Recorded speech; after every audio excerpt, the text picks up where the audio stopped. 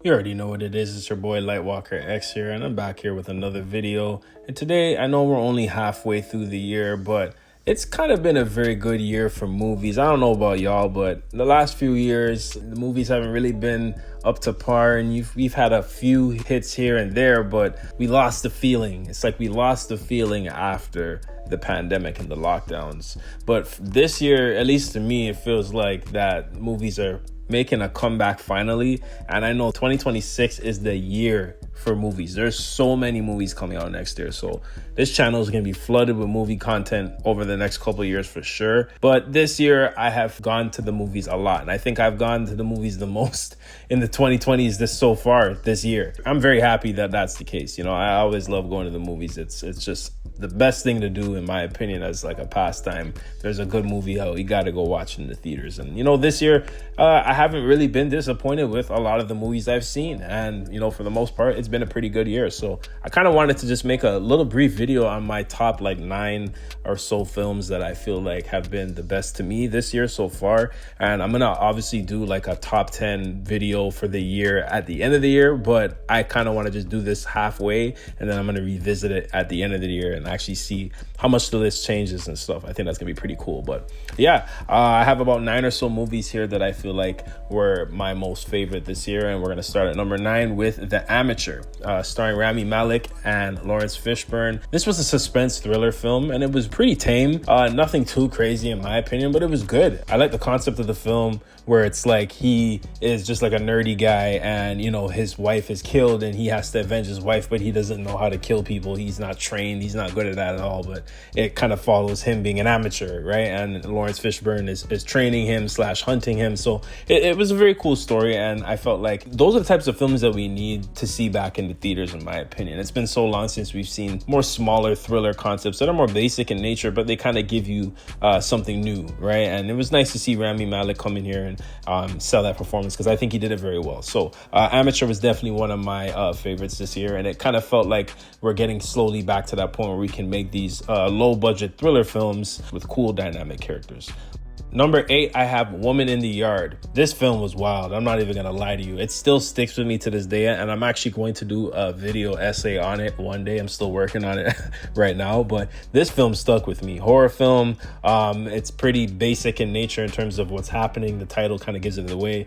Family living in their house. Father passed away in a car accident. The mother was injured. She's raising the kids by herself, very stressed, not living the life that she wants to. And a woman appears in the yard wearing a black cloak and starts haunting the house and turns into shadow creatures, and now the family has to survive that. And it's about inner trauma and spirituality and coming to terms with your inner demons. And I thought it was communicated very well, and the actors portraying the characters did an amazing job. And it was a horror film that kind of really stuck with me, especially if you relate to a lot of the themes in the movie. So if you haven't checked out Woman in the Yard, I definitely recommend it. I think it definitely worked well as a horror film, but just the concept itself, I think, was actually even more scary. Just imagining something that could be so relatable to so many people. I think that's something special. And when you're able to do that in a horror film, I think that's something that needs to be highlighted and realized. So if you haven't checked it out, I definitely recommend it. It's definitely a good watch. With number 7, I'm going with One of Them Days. Now, this was a comedy film with SZA and Keke Palmer. It came out in the beginning of the year, and I think it was number 1. It was honestly like the female version of Friday, and I loved it. I actually had so much fun watching it. And, you know, SZA, you know, she's obviously fun, and Keke Palmer, you know, she's going to bring a whole burst of energy into a film. But putting them together was a very good match. And whoever came up with that concept and said, let's get them together, give them a raise, because it worked. I think they're doing a sequel, and I hope they do, because it's like a one-off comedy that you thought would be good, but then like it was really good. And it wouldn't be that without the two of them. I really did enjoy it. It was very funny.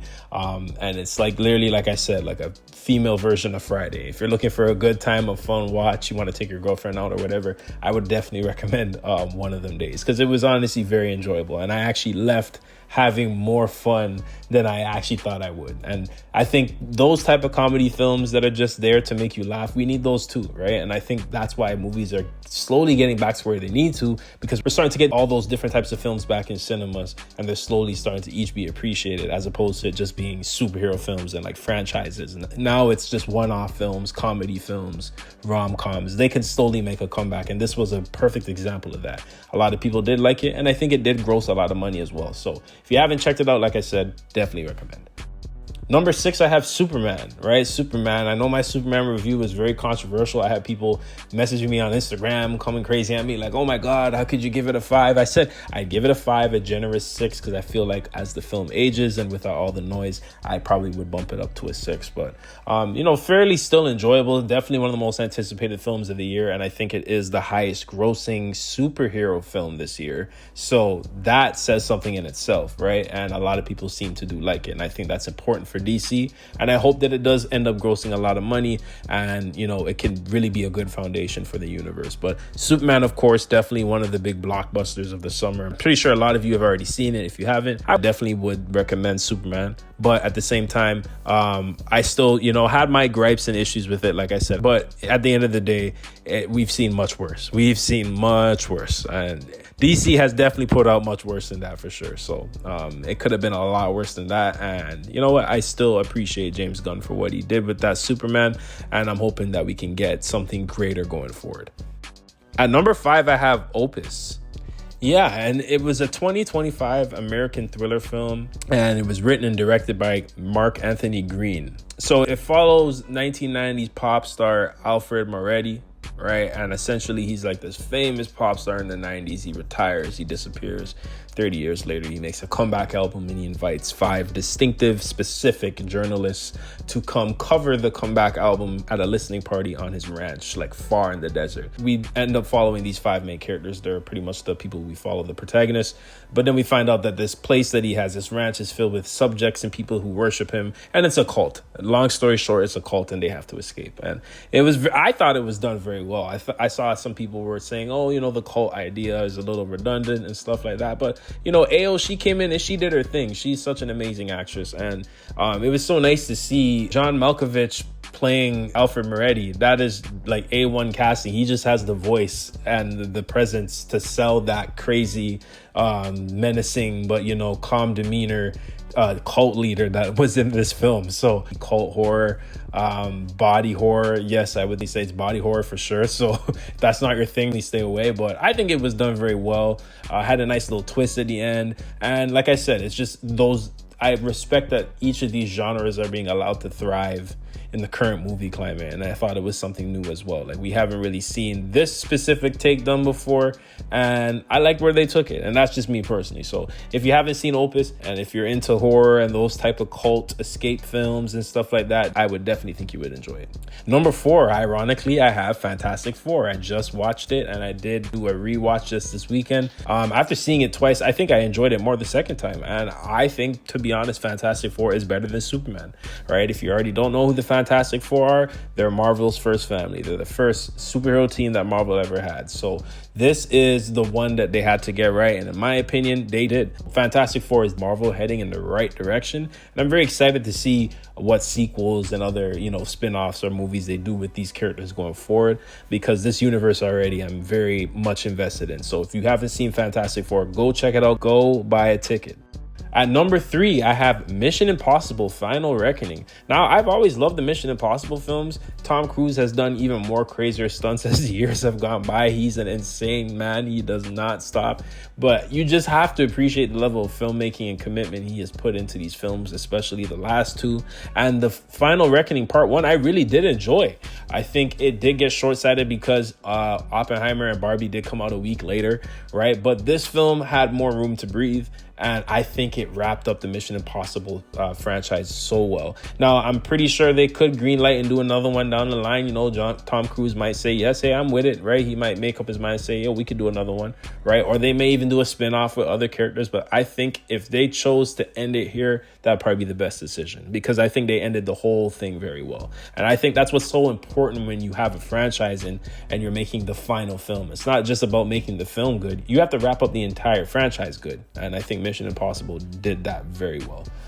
So Mission Impossible, if you are into spy, thrillers, espionage, action, adventures, you know what Mission Impossible is. Go watch this one. And if you didn't have the chance to watch it on IMAX, damn, I feel sorry for you, because Mission Impossible on IMAX, insane experience. And the other two films that I'm going to be listing here as well in IMAX were top tier experiences, but these three for sure, with Mission Impossible being included, 100% was one of my favorite IMAX movie watches of the year. So if you get a chance to see a replay in IMAX in your local theater, or they're just running it back period, go check it out, because the movies always hit better in the theaters themselves. At number 2, I have F1, Brad Pitt and Damson Idris. This movie was crazy. In IMAX, the camera shots they used, the cinematography was amazing. It was the same director, if I'm not mistaken, who did Top Gun. So it was like them taking the IMAX cameras that they put on the planes, and now they're putting them on the cars. And man, it was an experience. Just seeing the POVs, it felt like playing F1 for Rosa or playing Need for Speed back in the day. Like, that's literally what it was. Like, you playing first person. And they brought that experience to the theaters. And I think it just crossed $500 million at the box office, making it one of the most profitable original films this year. And that says a lot. These aren't franchises. These aren't sequels. These aren't other series. These are one-off original films, just bringing in money based off the star power alone, right? And that is what it used to be. And we're kind of getting back to that. So Brad Pitt, he still got it, obviously. And Damson Idris, they were the perfect 1-2 combination. Whoever did that casting, genius casting. 100%. And I enjoyed the film. I would definitely watch it back again for sure. But it's not playing in IMAX anymore, and I don't want to watch it without watching it in IMAX because it was so good. So if you're into cars, racing, F1 racing, Need for Speed, any of that, definitely recommend F1. 100% was a top tier, high exhilarating experience. And if you can see it in IMAX somehow, go watch it in IMAX. And then at number 1, if it wasn't obvious already, number 1 was Sinners. I did a Sinners movie review on this channel. If you haven't seen it yet, go check it out. I'll leave the link in the description. But to this day, I've only watched it, I think, twice. And it's not something that I'm going to rewatch so many times like my other favorite films, because I think that may ruin the experience. But it just sticks with me. The soundtrack, the imagery, the characters, to this day, as I think about it, as I'm recording this movie sticks with me. And I hope it cleans up at the awards next year, because it deserves it. Ryan Coogler, you are one talented director, definitely an inspiration to me personally, and I look forward to whatever the hell else you got dropping, because Sinners, we already knew what you had, but Sinners to me proves that you always had that potential to make these original films with black characters and black stories profit and do very well. So I'm very excited to see what you have next. And I know y'all don't need me to explain Sinners. We all know it. We've all seen it. We've seen the edits. We've seen the clips, the ships. We've seen it all, right? But if you, for whatever reason, haven't seen Sinners, this is movie of the year for me. And I've seen what else is coming out this year. There's a good amount of other films I'm excited for, like Him and Avatar 3. I'm looking forward to those for sure, and some others. But to me, I think Sinners may remain number 1 on this list. I'm so curious to see if there's another film that's going to really wow me off my feet like that. I think Him has the potential to do that. I know there's that film with The Rock and Emily Blunt, The Smashing Machine. There's a good amount of stuff coming out for the second half of the year. Don't get it twisted, right? But I don't know. Sinners to me, Ryan Coogler, you got it. You got it, man. So it may end up being my favorite of the year. As of right now, it is.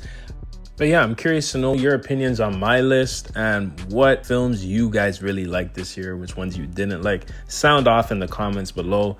I think we got a lot of films to look forward to for the rest of the year. And 2026, you guys just go take a look at what's coming out next year. There's so much, and even 2027, but that's for another video. So you guys let me know what you guys think.